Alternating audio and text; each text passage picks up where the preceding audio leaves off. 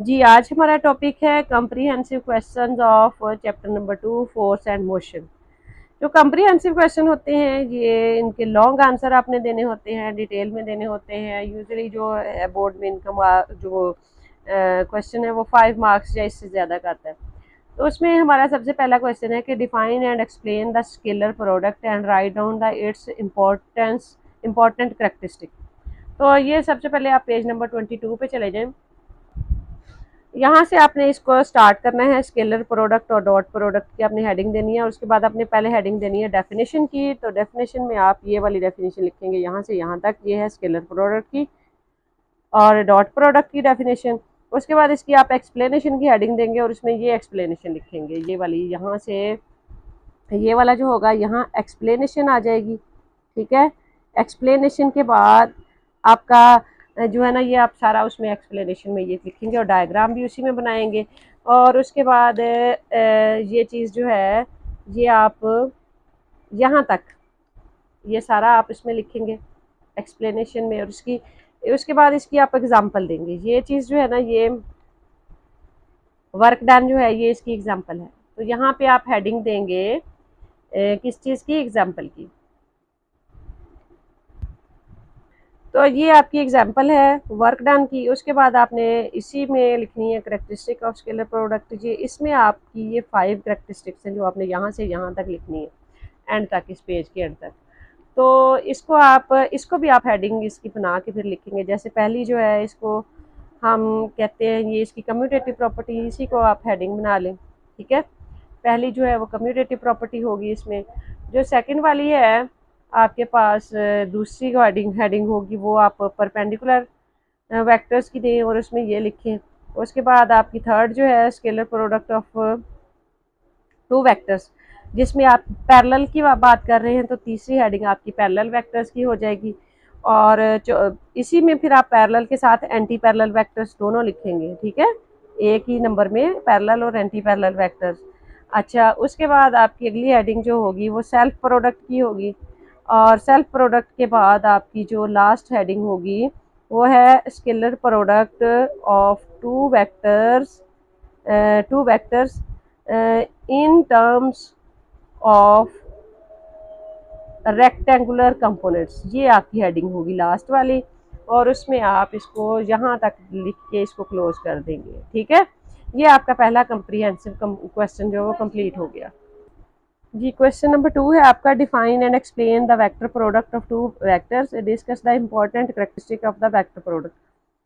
तो स्टूडेंट इसमें सबसे पहले तो आपने बच्चों करना है इसकी डेफिनेशन लिखनी है। तो डेफिनेशन के लिए आप ये पेज नंबर 22 यहाँ से आप इसकी डेफिनेशन लिखेंगे, यहाँ से लेके यहाँ तक ये वेक्टर प्रोडक्ट की डेफिनेशन है।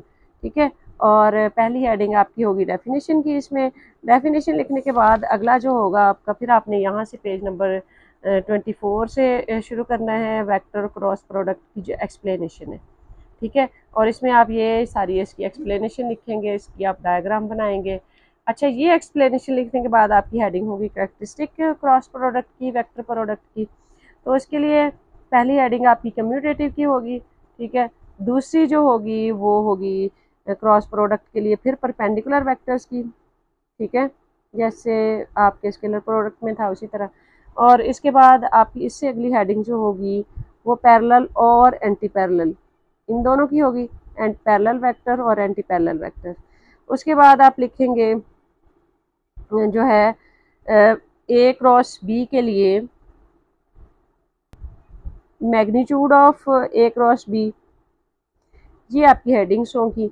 और इसमें आप इसकी यहाँ तक जो है वो करेक्टरिस्टिक की डिटेल जो है वो यहाँ तक लिखेंगे। ठीक है, और इसको यहाँ तक लिखने के बाद आपने इसकी एग्जांपल्स लेनी है, ये और ये।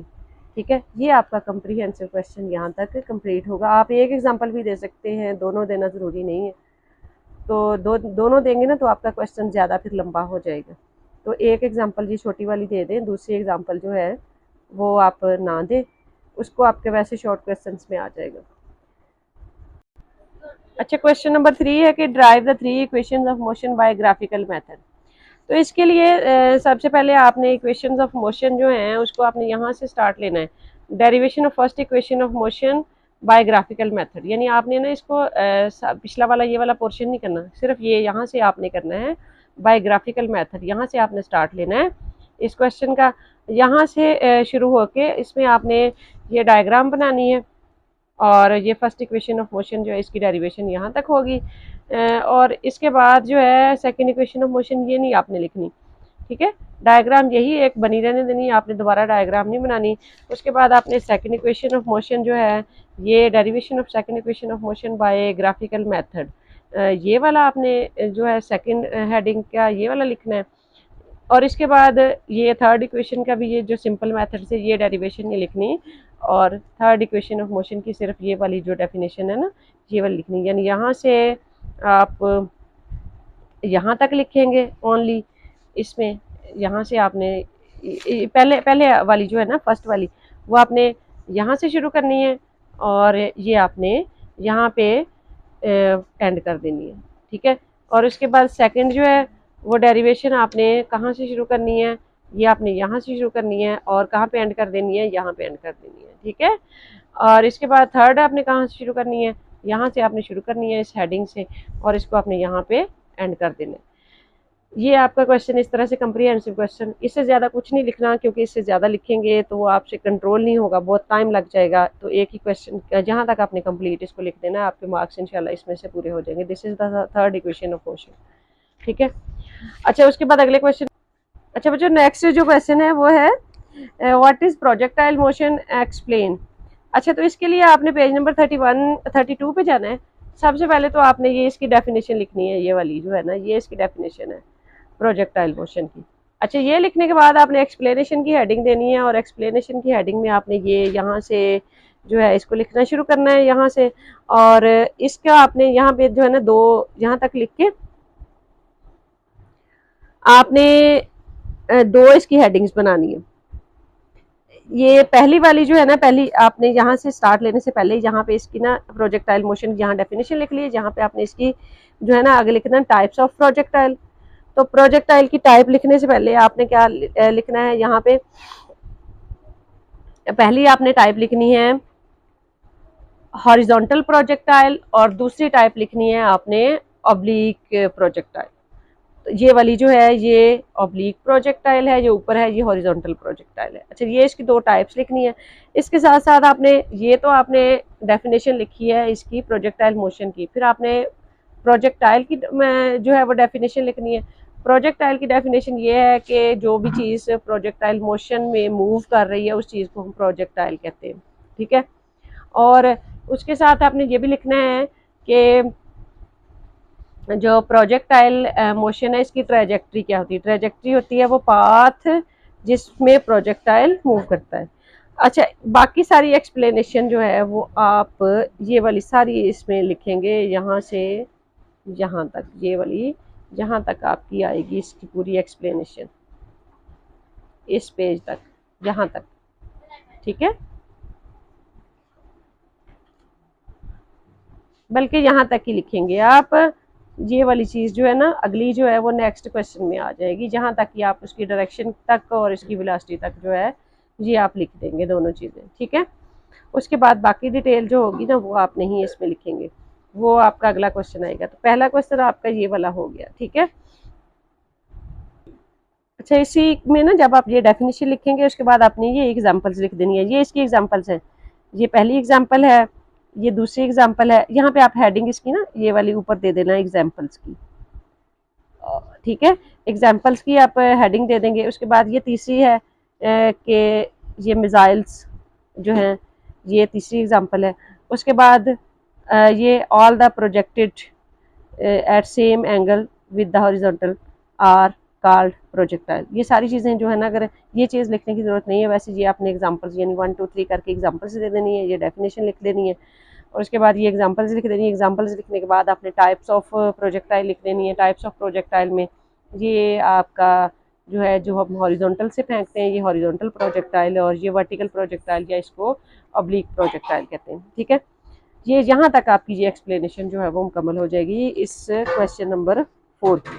अब क्वेश्चन नंबर 5 की बात करते हैं। क्वेश्चन नंबर 5 में उन्होंने कहा है drive the following expression for the projectile motion. इसमें ये तो बड़ा आसान सा सीधा सीधा सा ही है। ये पेज नंबर आपने जाना है 32 पे। 32 से आपने ये स्टार्ट लेना है इसका, यहाँ से हेडिंग इसी के साथ, यानी हाइट ऑफ प्रोजेक्टाइल जो जैसे आपकी है, इसकी पूरी डेरिवेशन ये करनी है ये वाली।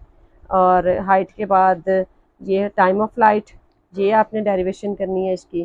टाइम ऑफ फ्लाइट के बाद जो है रेंज ऑफ प्रोजेक्टाइल, ये आपने यहाँ तक इसकी डेरिवेशन जो है, रेंज का जो फार्मूला यहाँ तक आ जाएगा। आगे ये है ना, ये मैक्सिमम रेंज, ये एक अलग बन जाता है टॉपिक। आपको सिर्फ डेरिवेशन जो है रेंज की करने के लिए कहा गया है। तो रेंज ऑफ प्रोजेक्टाइल, यानी क्वेश्चन में जो है ना, क्वेश्चन में आपसे ना सिर्फ रेंज ऑफ प्रोजेक्टाइल के बारे में जो एक्सप्रेशन ड्राइव करना है वही कहा गया है। आगे आपने ये वाला टॉपिक जो है ना, ये वाला पार्ट इसमें नहीं लिखना है, ये आप जहाँ तक आप इसको क्लोज कर देंगे, ठीक है। हाँ जी, क्वेश्चन है कि explain the elastic collision in one dimension, show that the magnitude of the relative velocity before and after collision are equal। तो इसके लिए आपने क्या करना है, आपने बाकी इसकी डेफिनेशन वगैरह लिखने की ज़रूरत नहीं है, कुछ नहीं लिखना, बस आपने यहाँ से स्टार्ट लेना है, elastic collision in one dimension.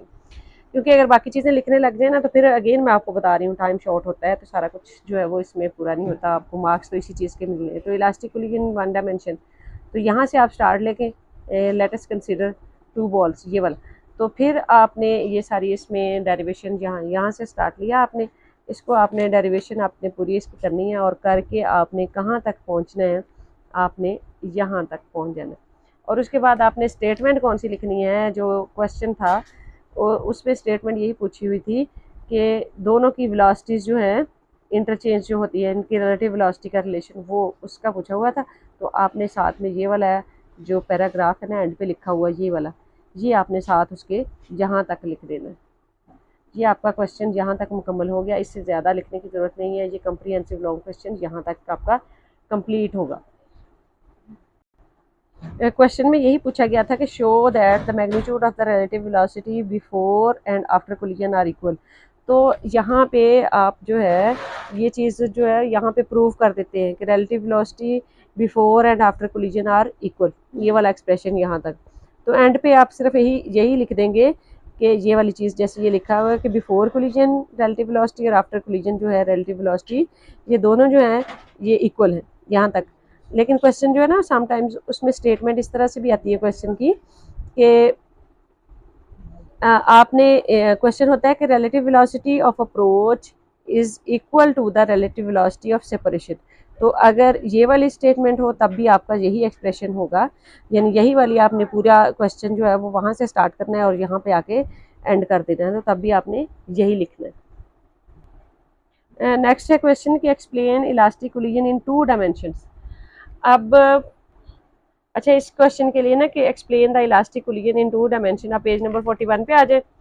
अच्छा, पेज नंबर 41 में आपने ये जो हेडिंग दी हुई है यहाँ से आपने स्टार्ट लेना है, और इसमें ये सारा कुछ आपने लिखना है, इसको एक्सप्लेन करना है, पूरी एक्सप्लेनेशन, यानी यहाँ से लेके यहाँ तक जो है आप यहाँ तक इसकी एक्सप्लेनेशन जो है वो पूरी लिखेंगे। पेज नंबर 42 पे आपका एंड होगा। अच्छा, लास्ट क्वेश्चन है कि explain an inelastic collision in one dimension and two dimension. तो पहले आप पेज नंबर 40 पे चले जाएं। इसमें आपका टॉपिक है कि in elastic collision in one dimension, तो ये आप इसका पूरी डिटेल में लिखेंगे। यहाँ से आपने स्टार्ट लेना है इसका, और इसको आपने यहाँ तक लिखना है। उसके बाद दूसरा आपने पेज नंबर 42 पे आना है, inelastic collision in two dimension, ये हेडिंग देंगे, और इसमें आपने डायग्राम लाजमी बनानी। तो फिर आप ये सारी डिटेल इसमें लिखेंगे inelastic collision in two dimension में, ठीक है। इसमें आप साथ ये काइनेटिक एनर्जी का लॉस जो है ना ये भी लिखेंगे, काइनेटिक एनर्जी और काइनेटिक एनर्जी में जो लॉस आता है ये वाला भी, ठीक है। ये यहाँ तक का आपका लॉस इन काइनेटिक एनर्जी, ये भी आप सिर्फ लिखेंगे। अच्छा, जो एग्जांपल्स है ना ये आपकी इसमें आएंगी, लेकिन क्वेश्चन आपका बहुत लंबा हो जाएगा, तो आपने ना इसको इतनी लंबा नहीं लिखना। आपने सिर्फ ना उसकी हेडिंग्स यानी कि दे देनी है कि जैसे कि karate chop breaks the piles of the brick, इतनी आप पहली एग्जांपल दे दें, या एक ही एग्जांपल दे दें, ज़्यादा एग्जांपल देने की ज़रूरत नहीं।